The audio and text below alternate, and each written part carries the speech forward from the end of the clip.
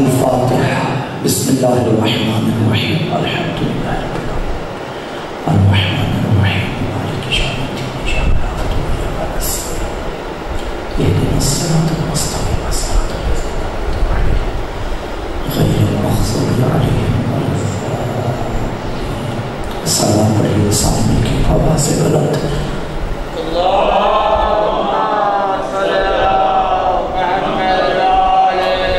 اعوذ باللہ من الشیطان الرجیم، بسم اللہ الرحمن الرحیم، الحمد للہ العالم العلیم القادر الکبیر، الذی لیس له نوع ولا جنس ولا نظیر، الذی امر النبی البشیر والنذیر وصاحب المعراج وسراج منیر، یا ایھا الرسول بلغ ما انزل الیک من ربک فی ام الغدیر، فقال رسول اللہ من کنت ولیہ فعلی ولیہ والامیر، الصلاۃ والسلام والتحیۃ والاکرام علی سیدنا و مولانا ابی القاسم محمد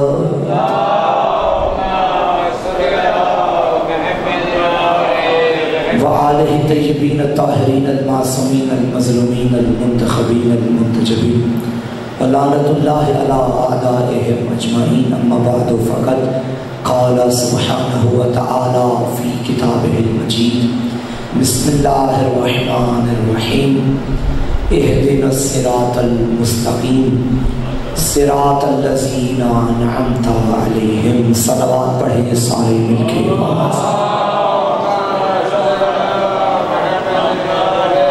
نعرہ تکبیر، نعرہ رسالت، نعرہ حیدری، حسینیت، یزیدیت، دشمنان اہل بیت لعنت، برائے تعجیل ظہور یوسف زہرا بلند تر سلامات۔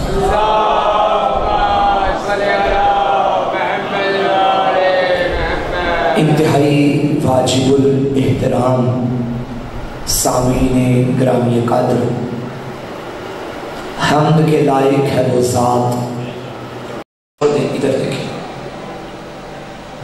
سورۃ الفاتحہ کے بارے میں سارے مسلمانوں کا اتفاق ہے، لا صلاۃ الا بفاتحۃ الکتاب، نماز نہیں ہوتی جب تک فاتحہ نہ پڑھو۔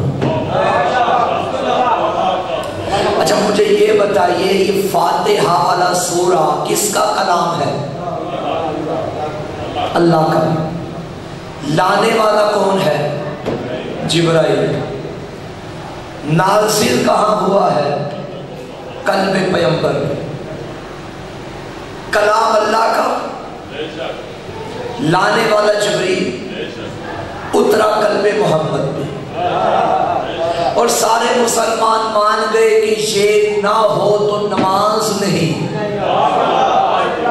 اب میں آپ سے پوچھتا ہوں، مجھے بتاؤ سورہ رحمان کس کا کلام ہے؟ لانے والا کون ہے؟ اترا کہاں ہے؟ تو میں مسلمانوں سے یہ پوچھتا ہوں، وہ بھی اللہ والا،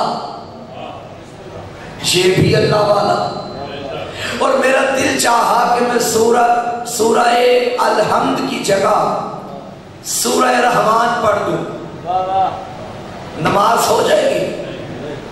وہ بھی اللہ والا، یہ بھی اللہ والا، تو میرا نماز کیوں نہیں ہوگی؟ نماز بھی تیری، میں بندہ بھی تیرا، کلام بھی تیرا۔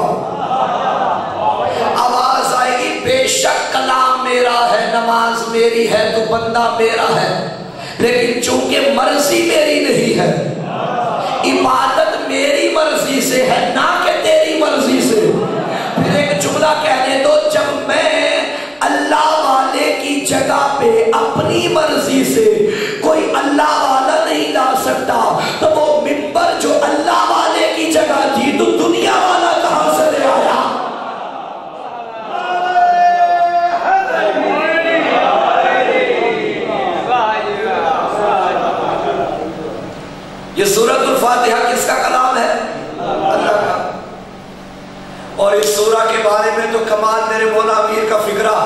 کسی نے آقا سے پوچھا تھا یا علی آپ کا علم قرآن کے مقابلے میں کیسا ہے؟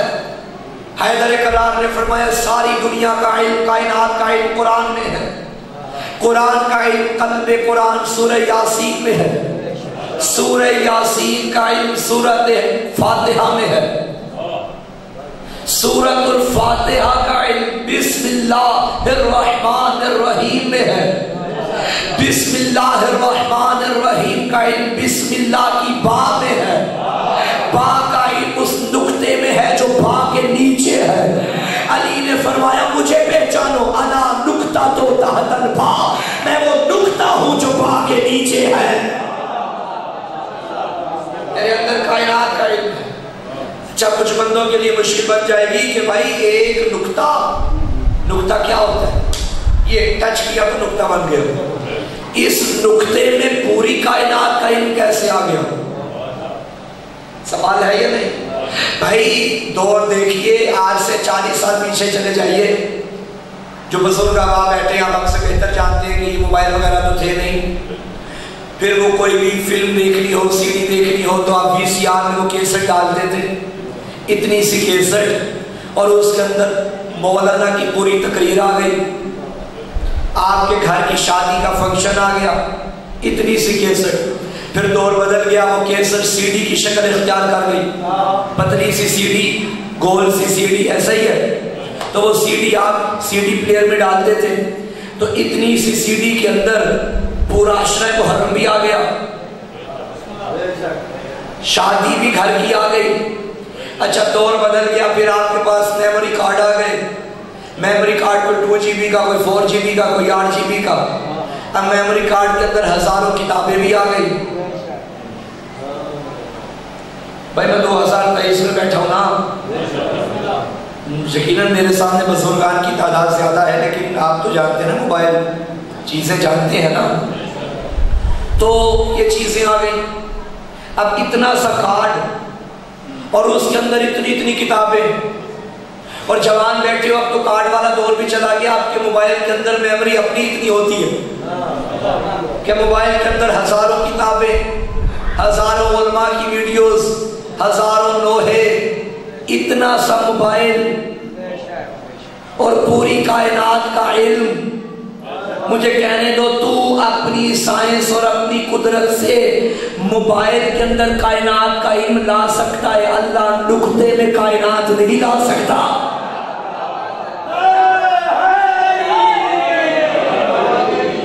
اور اسی نقطے کو علی ابن ابی طالب کہا جاتا ہے۔ آپ نمازی ماشاءاللہ میرے سامنے چہرے بیٹھے ہیں اور ہے بھی مسجد، آپ نے یہاں نماز سے پڑھی، اور نماز پڑھنے کا انداز کیا ہوتا ہے؟ اللہ کی بارگاہ میں بندہ آیا اور آگے کہنے لگا اللہ اکبر، بسم اللہ الرحمن الرحیم۔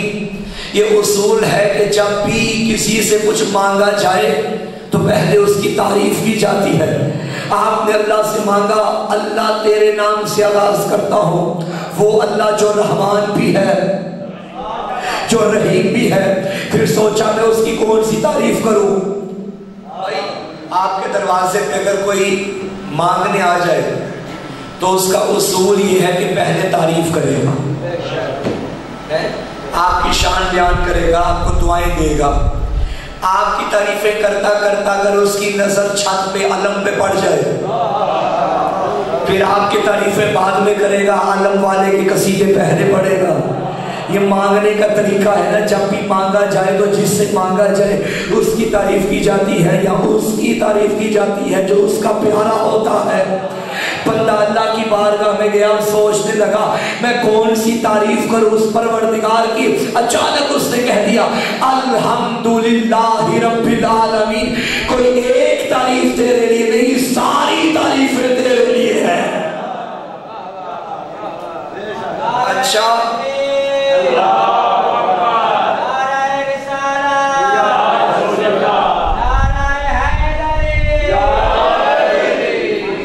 اب جب ساری تعریفیں اس کے لیے تو اللہ نے پوچھا بتا مجھے کیا مانتا ہے، کیا جانتا ہے؟ اس نے کہا رحمان الرحیم، تو رحمان بھی ہے تو رحیم بھی ہے، تو یوم جزا کا مالک بھی ہے، تو ہی لائق عبادت، تو ہی لائق مدد۔ اب خدا نے فرمایا جو اتنی تعریفیں کر رہا ہے بتا مانگنا کیا چاہتا ہے؟ تب اس نے کہا اہدنا الصراط المستقیم، مجھے وہ راستہ دکھا جو تیرے در پہ لے کے جاتا ہے۔ اب خدا نے پوچھا اس راستے کا کوئی تعارف بھی ہے تیرے پاس؟ کوئی جانتا بھی ہے کوئی تھوڑا بہت؟ کہنے لگا ہاں، صراط الذین انعمت علیہم، یہ ان لوگوں کا راستہ ہے جن پر تیری نعمتیں نازل ہوئی ہیں۔ اچھا مجھے کوئی بندہ بتا سکتا ہے کہ کوئی کائنات میں ایسا بندہ ہو جس پہ اللہ کی نعمتیں نازل نہیں ہوئی؟ آپ کے اللہ کی نعمتیں نازل ہوئی ہیں نہیں؟ ہوئی ہیں، مجھ پہ بھی، آپ پہ بھی، آپ پہ بھی، آپ پہ بھی، تو سب پہ اللہ کی نعمتیں نازل ہوئی ہیں۔ جب نعمتیں نازل ہوئی ہیں تو میرا اللہ یہ تو پھر سب کا راستہ ہو گیا۔ بھائی کون کون سی نعمتوں کو شمار کریں؟ یہ چرند نعمت، یہ پرند نعمت، یہ زندگی نعمت، یہ بچپن نعمت، یہ جوانی نعمت، یہ بڑھاپا نعمت، یہ خوراک، یہ غذا، یہ آسمان، یہ زمین، چمکتا آفتاب، دمکتا مہتاب، بچھا ہوا فرش نعمت، سجا ہوا عرش نعمت، یہ گاڑی نعمت، یہ سواری نعمت، یہ بچے نعمت، یہ ماں نعمت، یہ بیوی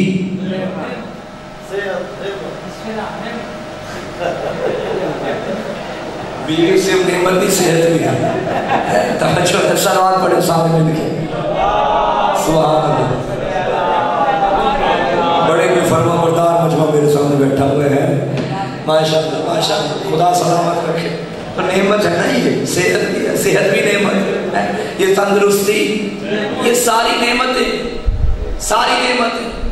بلکہ قرآن مجید میں سورہ لقمان میں اللہ نے فرمایا الم تروا ان اللہ سخر لکم ما فی السماوات و ما فی الارض واسبغ علیکم نعمہ ظاہرۃ و باطنہ، کیا تم نے نہیں دیکھا کہ جو کچھ آسمان اور جو کچھ زمین میں ہے سب اللہ نے تم پر، تمہارے لیے مسخر کر دیا، ظاہری اور باطنی نعمت تم پر برسا دی۔ جو شے برسائی جائے وہ قابل شمار نہیں ہوتی۔ اسبغ کا مطلب ہے اس نے برسا دی، اور سابغ کہتے ہیں برسانے والا۔ بڑی توجہ چاہتا ہوں، قرآن میں اللہ نے کیا کہا؟ اسبغ علیکم، تم پر اس نے برسا دی، اور سابغ کا مطلب ہے جو برسانے والا۔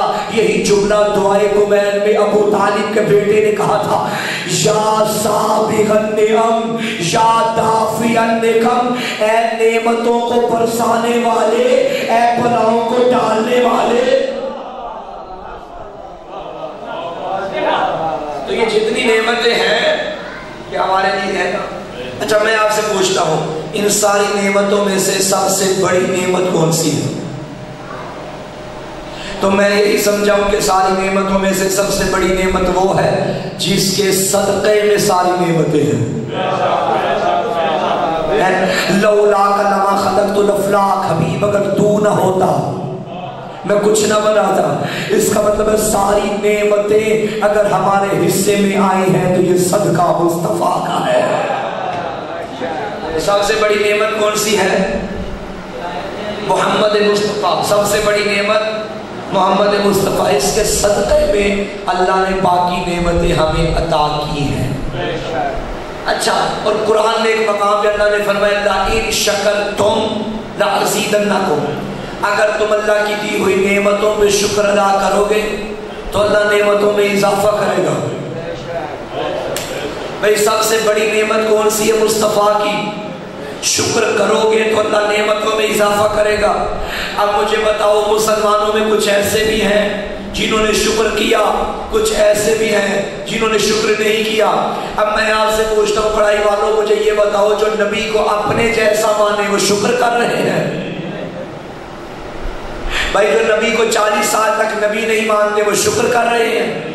جو نبی کو اپنے جیسا کہیں، اپنے جیسا کہیں، وہ شکر نہیں کر رہے۔ اللہ نے کہا میں اس کی نعمت میں اضافہ کروں گا جو شکر کرے گا۔ تو جنہوں نے شکر نہیں کیا انہیں محمد کے بعد محمد جیسا کوئی ملا بھی نہیں۔ یہ وہ قوم ہے جس نے شکر کیا اور ویسا شکر کیا، ویسا مانا جیسا ماننے کا حق تھا۔ اس نے کہا تم شکر کرو میں نعمتوں میں اضافہ کروں گا۔ اے قوم شیعہ ناز کیا کرو، تم نے نبوت کیا، تم نے سجاد کا شکر کیا اس نے باقر دے دیے، تم نے باقر کا شکر کیا اس نے جعفر دے دیے، تم نے جعفر کا شکر کیا اس نے قاسم دے دیے۔ بھائی یہاں سے شکر بڑھا، وہاں سے نعمت بڑھی، پھر تم نے قاسم کا شکر کیا اس نے رضا دے دیے، تم نے رضا کا شکر کیا اس نے تقی دے دیے، تم نے تقی کا شکر کیا اس نے نقی دے دیے، تم نے نقی کا شکر کیا اس نے عسکری دے دیے، تم نے پھر عسکری کا شکر کیا اس نے حجت دورہ عطا کر دی۔ تو مجھے جملہ کہنے دو، جو آج مہدی کی غیبت کا شکر نہیں کرتے، ان کے بڑوں نے محمد کی نبوت کا شکر نہیں کیا۔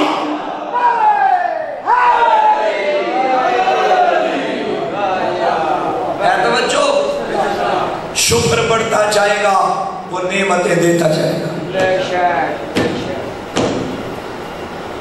اور ایک جملہ کہہ دو، ہمارے معصوم کتنے ہیں؟ سارے بولو یہ 14۔ ڈر کیوں رہے؟ معصوم کتنے ہیں؟ 14۔ پہلا بھی محمد اور آخری بھی محمد۔ پہلا وہ جس پہ نبوت کا خاتمہ، آخری وہ جس پہ امامت کا خاتمہ۔ تو جملہ کہنے دو، جو پہلے کے بعد نبوت کا دعویٰ کرے وہ بھی لعنتی، جو آخری کے بعد امامت کا دعویٰ کرے وہ بھی لعنتی۔ اچھا، یہ تو میں نے وہ نعمتیں ذکر کی جو ہمیں ملی۔ وہ کون سی نعمت ہے جس کا ذکر سورۃ الفاتحہ میں ہے؟ میرا اللہ ان لوگوں کا راستہ جن پر تو نے نعمتوں کو برسا ہے۔ اگر دل ہو تو میں ایک اور آیت مجیدہ کا سہارا لوں۔ اللہ نے فرمایا ثم لا تسألون یومئذ عن النعیم، قیامت کے دن اللہ ایک نعمت کے بارے میں سوال کرے گا۔ امام ششم کے دور میں ایک بندہ آیا اور آ کے عرض کیا، یا ابن رسول اللہ، یہ کون سی نعمت ہے جس کا سوال بروز محشر کیا جائے گا؟ میرے مولا نے فرمایا بتاؤ آپ کیا سمجھے؟ کہنے لگے مولا یہ گندم روٹی چاول چنا پانی دودھ۔ امام نے فرمایا بتا تیرے گھر میں کوئی مہمان آئے اور تو اس کے آگے یہ کھانا رکھے، پھر جب وہ جانے لگے اور تو اس سے بولے کہ حساب دے کے جاؤ، کہتا نہیں مولا کیا میں بخیل ہوں؟ امام نے فرمایا اس سے بخیل سمجھا ہے؟ کہتا نہیں مولا پھر آپ بتائیے کہ یہ نعمت کون سی ہے؟ آقا نے فرمایا بھرے محشر میں اللہ جس نعمت عظمیٰ کا سوال کرے گا وہ ہم 14 کی ولایت ہے۔ یہ ولایت علی آل محمد ولایت ہے جو اللہ نے آل محمد کو عطا کی۔ اور اسی ولایت کے بارے میں غدیر کے میدان میں فرمایا اليوم اکملت لکم دینکم وَأَتْمَمْتُ عَلَيْكُمْ نِعْمَتِي، آج تمہارے لیے دین مکمل ہو گیا، آج نعمتیں تمام ہو گئی۔ جس نعمت عظمیٰ پہ اللہ کہے نعمتیں تمام، اس نعمت کو ولایت آل محمد کہا جاتا ہے۔ توجہ ہے یا نہیں؟ چونکہ میرا ٹائم 2 سے 3 کا تھا تو مجھے 4 بجے آگے پہنچنا ہے، تو اس لیے میں حاضر ہوا۔ بہرحال آپ کے لیٹ آنے کی وجہ سے میں بھی ممبر پہ لیٹ آیا، تو جو اپنا ٹائم ہے میں اس ٹائم کے اندر پڑھ رہا ہوں۔ ناراض تو نہیں ہو رہے آپ؟ کیونکہ ظاہر مجالس کے ایام ہے اور سارا دن ساری رات مجالس نہیں گزرتی ہے، پھر ایک جگہ سے لیٹ ہو جائیں پھر ساری جگہوں سے لیٹ ہو جاتی ہے، پھر وہ مومنین ہمیں باتیں کرتے ہیں کہ مولانا آپ نے ہمارا پروگرام خراب کر دیا۔ تو پھر ایک پروگرام کی وجہ سے میں سارے پروگرام خراب نہیں کرنا چاہتا۔ اگر آپ ناراض نہیں ہیں تو صلوات پڑھیے۔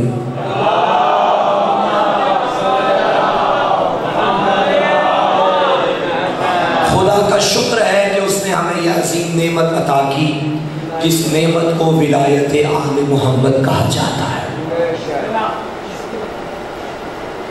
اور میں عرض کروں جب کوئی قیمتی چیز ہو تو اس کے چور بھی آ جاتے ہیں، اور آج اس ولایت کو چوری کرنے کے لیے چوروں نے سر اٹھایا ہوا ہے۔ ہم ایسے بل کو مسترد کرتے ہیں جس میں علی کے حق پہ ڈاکہ ڈالا جائے. ہم ہر شے پہ کمپرومائز کر سکتے ہیں مگر دو عقیدوں پہ کبھی کمپرومائز نہیں کر سکتے. ایک ولایت علی، ایک حق فاطمہ زہرا. امت نے بڑا ظلم کیا ہے آل محمد پہ. معاف کرنا سادارو، مجلس تمام نہیں ہوتی جب تک دو آنسو نہ بہائے جائیں. آج سفر کی ہے 14، 6 دن رہ گئے ہیں. ایک بہن نے بھائی کا چہلو بنانا ہے. میں منت کروں گا چہلوں کے دن کوئی اپنے گھر میں نہ بیٹھے، گھر سے باہر ضرور نکلنا اور پیدل جانا.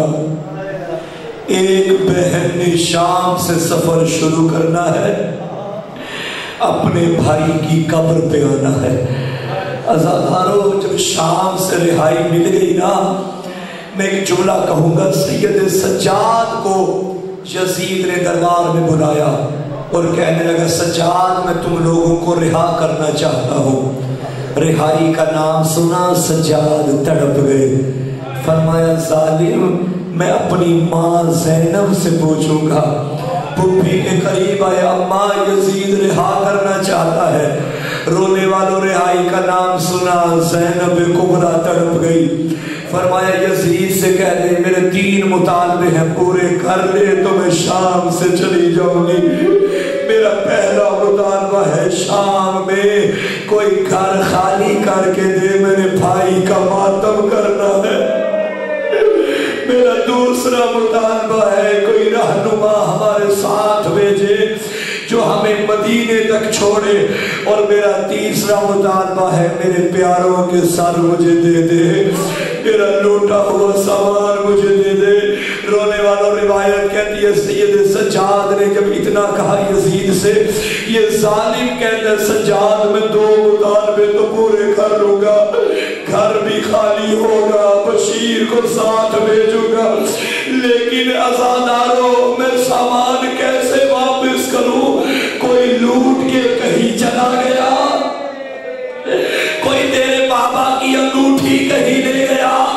یہ کہنا تھا، ظالم کہنے لگا سجاد میں قیمت دیتا ہوں، قیمت لے لے. عزاداروں خیرت کا بیمار سجاد قیمت کا نام آیا، تڑپ گیا، رو کے کہا حیا نہیں آتا، کیا قیمت لگائے گا میری ماں کی چادر کی، کیا قیمت لگائے گا میری بہن کی بالیوں کی. عزاداروں روایت کہتی ہے گھر خالی کیا گیا. زینب کبریٰ نے شام کی عورتوں کو بلایا اور رو رو کے کہا شام کی عورتوں، جب میں شام آئی تھی تم نے پہچانا نہیں تھا، تم نے جی بھر کے اجر رسالت دیا. اے شام کی عورتوں میں شام سے جا رہی ہوں، جس کی حسرت رہ گئی آؤ زینب حاضر. عزاداروں یہ کہنا تھا شام کی عورتیں قدموں پہ گر گئی، بی بی معاف کرنا، بی بی جو سزا دے گی ہم تیار ہیں. علی کی بیٹی نے کہا دیکھو میں علی کی بیٹی ہوں، ہم سزائیں نہیں دیتے، بی بی کوئی کام ہمارے ذمہ لگا دے. رونے والوں جب یہ کہا نا کام ذمہ لگا دے، زینب کبریٰ تڑپی اور فرمایا میری امانت شام رہ گئی، میری سکینہ کی حفاظت کرنا. اجرکم اللہ. بس عزاداروں ماتم کی تیاری کرو تو جملے سن لو. روایت کہتی ہے شام کے زندان میں کچھ سامان واپس کیا گیا. منظر کیا تھا؟ علی کی بیٹیوں کا ماتمی حلقہ رو رو کے بین کر رہی تھی. جب سامان آئے خالی سامان نہ آئے. میں دعا کروں گا میرا اللہ کسی ماں کو بیٹے کا یہ منظر نہ دکھا. بیٹوں کے کٹے ہوئے سر محمد کی بیٹیوں کے زندان میں لائے گئے. پہلا سر آیا علی اکبر کا. اب اکبر کی ماں آگے بڑھی، اکبر کا سر سینے سے لگایا. پھر سر آیا حسن کے یتیم کا. ام فروا نے قاسم کا سر لیا. عزاداروں ایک ننھا बना सर आया। अब हर माँ आगे बढ़ी और वहां सरा के बेन शुरू हो गए। मैं इशारा करूंगा, नाम नहीं लूंगा। जिस शहीद का सारा था बीबियां उसका नाम लेती। अकबर का सार आया, कहा वाह अकबरा। कासिम का सार आया, वाह कासिमा। हुसैन का सार आया, उजड़ गया मदीना, वाह गुरबता। आजादारो अब वो सार आया जो करबला से शाम नोके नेज़ा पे नहीं था, घोड़े की गर्दन में था। अब जब ये सार आया हर बीबी का हाथ सर में आया, कहती दीवार हिजाबा अजरकुम अल्लाह। हाय गाजी तेरे बाद पर्दे लुट गए। एक जुमला आजादारो मिंबर की बला के हवाले। आजादारो रिवायत कहती है आखिर में एक गठरी लाई गई। अली की बेटी आगे बढ़ी, गठरी खोली। जानती हो इस गठरी में क्या था? वो चादरें जो शाम गरीबा में लूटी गई। ज़ैनब कुबरा ने पहली चादर निकाली, भाभी रबाब तेरी चादर आ गई। दूसरी चादर निकाली, भाभी उम्मे लैला तेरी चादर आ गई। जिनकी छोटी बेटियां हैं माफ करना। आखिर में वो चादर आई जो बड़ी चादर नहीं थी, ये छोटी सी चादर थी। अब जब ये चादर निकली हर बीबी कब्रे सकीना पे गई और रो के कहा सकीना उठो तेरी